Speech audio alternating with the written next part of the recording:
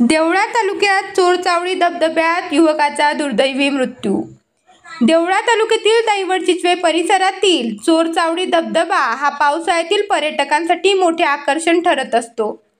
सुट्टीच्या दिवशी येथे बाहेरगावून पर्यटक मोठ्या संख्येने निसर्गाचा आनंद घेण्यासाठी येतात।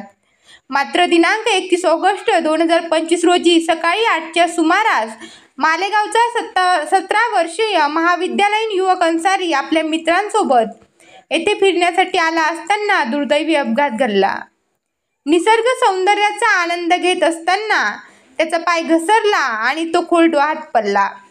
पाणी प्रचंड खोल असल्याने अन्सारी बाहेर येऊ शकला नाही। त्याच्या मित्रांनी तातडीने देवळा पोलीस स्टेशनला व मालेगाव अग्निशामक दलाला माहिती दिली असता पोलीस, होमगार्ड आणि बचाव पथक घटनास्थळी दाखल झाले। काही वेळ चाललेल्या रेस्क्यू ऑपरेशननंतर मृतदेह बाहेर काढण्यात आला। पुढील तपासणीसाठी मृतदेह मालेगाव येथील शासकीय रुग्णालयात पाठवण्यात आला। दरम्यान स्थानिक नागरिकांनी धबधबा परिसरात सुरक्षा उपाययोजनांची मागणी पुन्हा एकदा केली आहे।